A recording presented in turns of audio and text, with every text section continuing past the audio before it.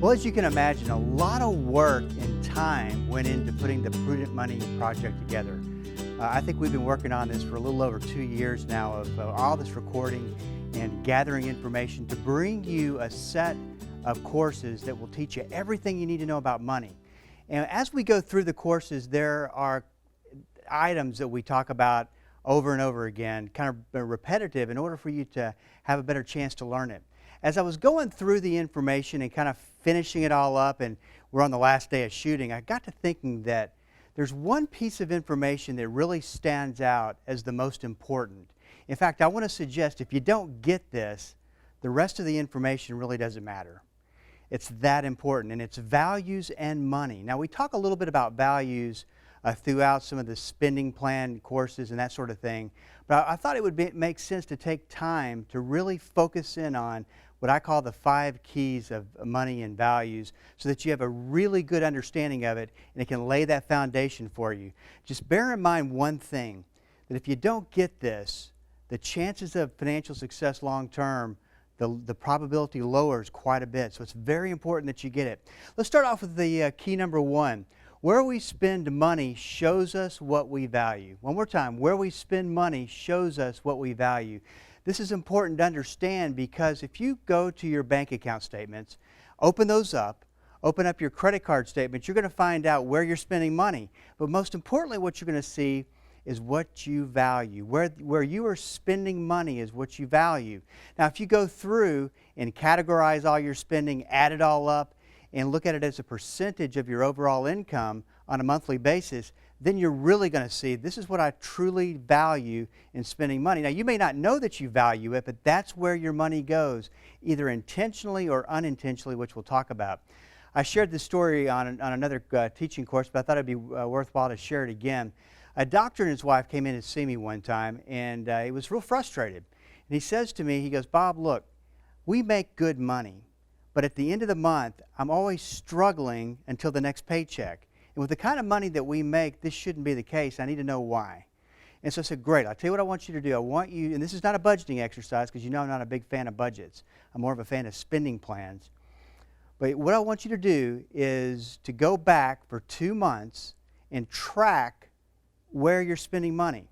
Total it up, come back and see me. So 2 months later, sure enough, they come in, and I noticed a little bit a different change of character. The doctor and his wife, they looked almost embarrassed. They were kind of dejected, kind of sad, and they sat down. I thought, boy, this ought to be good. And so he looks at me as serious as possible. I can remember this as if it were yesterday. He said, "Bob, we spend over $2,000 a month eating out." And I go, "Okay. Now, you understand, we spend over $2,000 a month just eating out." And I looked at him and I said, "That's great. So what's the problem?" And he looked at me as if I was losing my mind. I said, "No, let me explain to you why I say that's great. That's what you value. It's not a good or bad or right or wrong. It is what you value. Embrace it. Now, if you're not happy with it, if there's kind of a value conflict in there, maybe you're prioritizing eating out a little higher than you want to amongst your other values, but that's what you value." And I think if you go, I've been through this exercise with many couples before, and to where they're really spending money and they're shocked as to where the money goes. I think a lot of times we play what I call fantasy budgeting. We spend money and hope there's enough money to cover it at the end of the month, and then we repeat and start over again. And that is no way to have success with finance. Let's go to the second key. You make decisions based on your hierarchy of values. Without a hierarchy of values in place, money flows to what feels good. This is also critical to understand. As I said, where we spend money is where it shows us what we value in life. And what I find is, everybody's doing it, but the problem is they don't have a hierarchy or a priority of values in place that acts as a decision model for every decision that they have to make with money. So if you know that these 5 things are important to me, then this is how I'm going to allocate money, and this is where it's going to go. It's a powerful concept in as far as arranging where money goes. Now, if you don't have that, what you tend to do is you tend to go to the other model of unintentional spending, unintentional values. Intentional spending, but unintentional values. And you just spend money what feels good. Now, that's going to take you down a lot of different roads. What feels good. What feels good one day may not feel good the next day. You go to something else that feels good, and you're just kind of spending money. You might be saving some money for retirement, and you could actually add a third column that's unintentional and intentional, which I'll talk about here in just a second, where, yeah, it's a priority, but really we're not treating it like of a priority, so it's on both sides. Let's go back to the doctor for a second and look at this model from intentional values versus intentional values. Eating out is obviously a very important value to the doctor and his wife. And then maybe savings for retirement, giving and tithing, college funding, then general consumer spending. Maybe that's the top 5. I'm just kind of came up with those categories. But if he really was true to himself, he and his wife would sit down and say, well, what's really important? Well, they've got 2 kids, getting close to college funding age. They've really not done any planning. They have some money set back, but probably not enough. And so they say, you know what, it's so much more important to us to make college funding the first thing. Now, one of the things I talk about in the videos is that we all go through seasons of life. And during those seasons of life, determine exactly what your highest intention, your highest priority is. As you go through that season, then your priorities change. You might be in the season of getting out of debt. Once you get out of debt, of course your priority is going to change. You're going to shift other things. You may be through the season of kids and what they cost in college and private schools or sports, whatever it might be, and you might put the priority on them. And one of the things I always say is embrace your values because they are your values. There's no good, bad, right, or wrong. They're your values. Now, if you're unhappy with that, if you feel a little conflict, then you've got a values conflict. You need to fix that. And priority of those values is what will fix that. Now, I always kind of pick on eating out because I know in my family, if we're not careful, that's exactly what we do. We eat out and spend a lot of money eating out. They could go to other places and go into other priorities. Let's face it, we all enjoy eating out.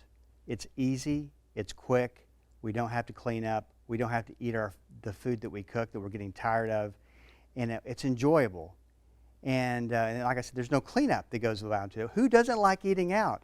But it might be that that's not such a priority anymore. Maybe it's, we'll deal with our own cooking, we'll deal with the cleaning up, the inconvenience, to allocate some of that money to go elsewhere and make sure that it's getting its top priority.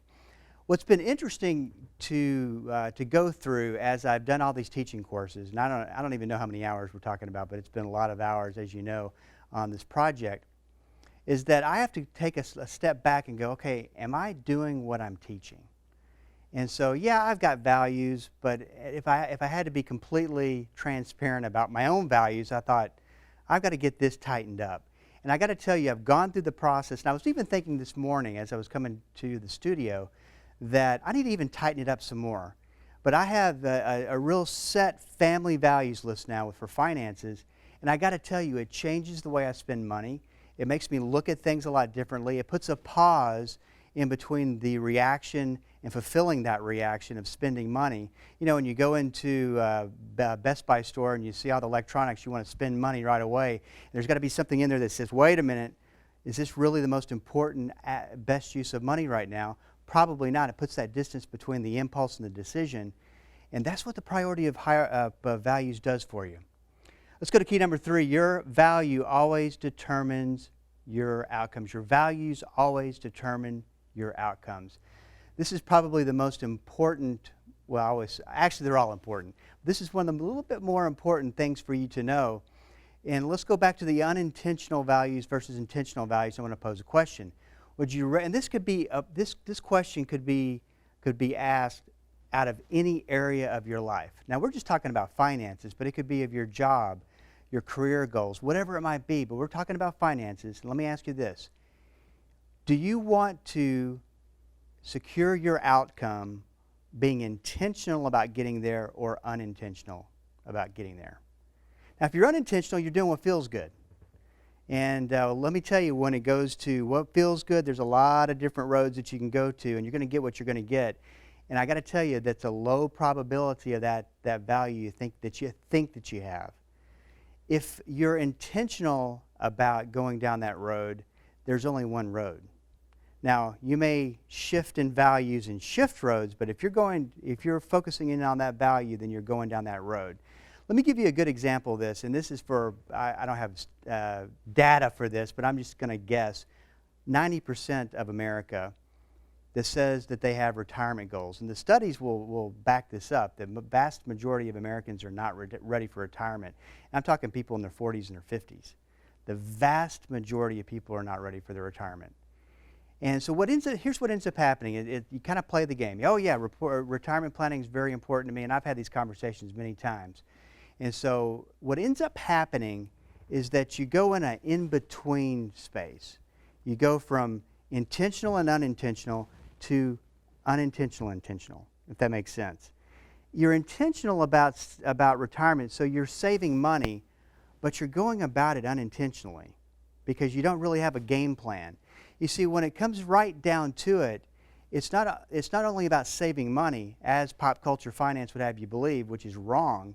You can't save your way to retirement. There's other components that go into it. And I talk a lot about pop culture finance and why I believe it's a flawed set of theories when it comes to money and why you need to think and you use your mind to look at other areas of finance and thought.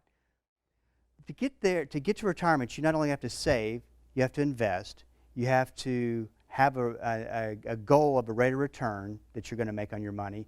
You have to have a way to protect against risk because the market doesn't always go up. We cover all this on the courses. And then you have to have a way of tracking. And most people are not that intentional about retirement planning, so is it really a high intention that goes along on your hierarchy of priorities? Probably not. There's probably other things that are sneaking up above it unknowingly that you're spending your time, your money, and your resources towards. And so retirement planning, once again, a very good example of what is happening in America today. And of course, a lot of that I blame on pop culture finance because they will make you believe, oh, if you just save 15%, you're set for retirement. Not true. It takes a lot more. You might be, you might not be, but wouldn't you want to know? At any given time, you should be able to say, and this is the intentional setter of priorities and values, I want to retire at age 65. I want to have this amount of money in savings to satisfy my goal. I want to take out X amount of dollars each month, and it's going to take me 30 years. Now, I don't know many people who can do that, but that's being very intentional and direct about setting values and achieving them. Key number 4, your values elevate the motivation to succeed. Values fuel motivation, a strong enough why. Now let's go back to the retirement example. It takes a change of habits and a change of direction to go through all those different elements of being successful with retirement. I could stand here for another hour and talk about the psychology of why people don't do that and why they avoid it, but it takes a change of habits. And that's really, you know, if we're unintentional about our values, what feels good drives the day. It's not hard to go down what feels good. That's easy. If you really want to be intentional and if you really want to be successful with your outcomes, then you've got to have good habits. You got to change. You look at where you are and go, well, I can't use the same habits that have gotten me to where I am today because I'm not happy where I am today. I want to be someplace else. You got to change your habits. And that takes a lot of strength of character. It takes you to get out of the box. You know, one of the things I was looking at my priorities, and I would say my priorities, our priorities as a family, and I thought to myself, wow, if I really want to achieve this one, I got to get out of my box. I got to get out of my comfort zone.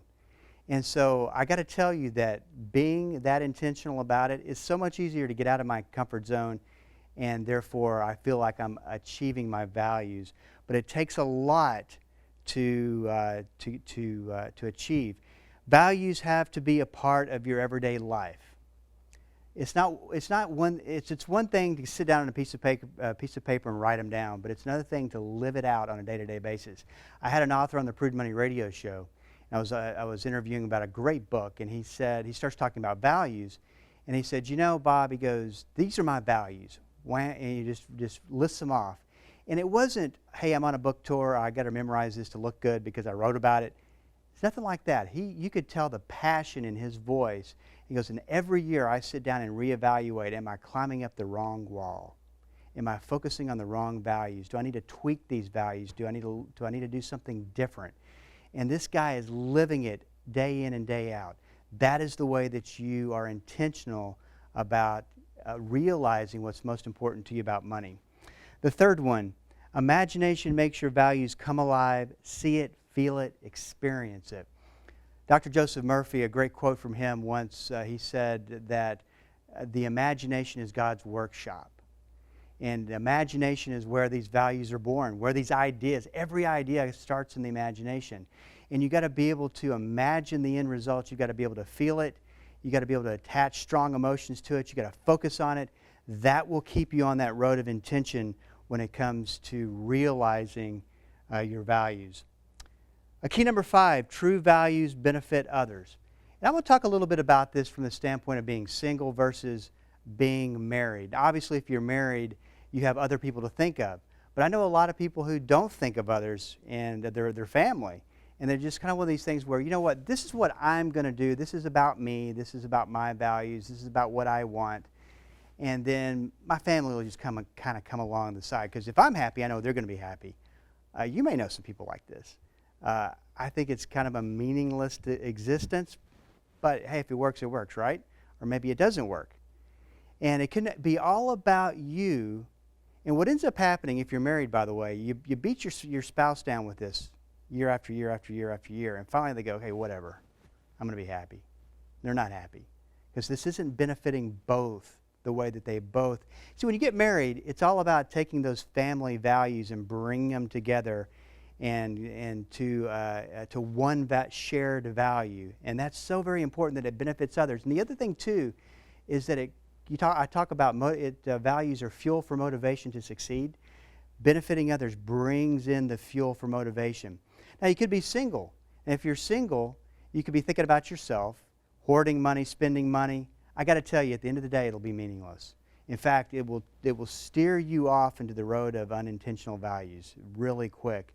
It's important to have meaning, and you develop meaning by creating a why that you're doing it that benefits others, that makes the world a better place because you are in it, and giving back. As I said at the very beginning, values to me are a foundational piece. You can go through the course. There's a lot of information in there. We talk about life insurance planning. We talk about college planning. We talk about, we talk about how to buy a car. And we talk about retirement planning. We talk about investment planning. We talk about everything. Obviously, there's a ton of information in it. You'll get educated. I feel pretty confident because we've spent a lot of time doing this. And I think the information is good. If you'll take it and be a success, that's up to you. If you take it and to be a success, you'll have to learn this. So what I would suggest is, and recommend, is to go back and really get this idea of values, because I want to go back to the question. You have a choice today to go down the road of unintentional values, which any road will get you there because it just about feels good, or are you depending your future on intentional values and a game plan that produces goals and to get exactly where you want and what's important for you and your family? It's your choice.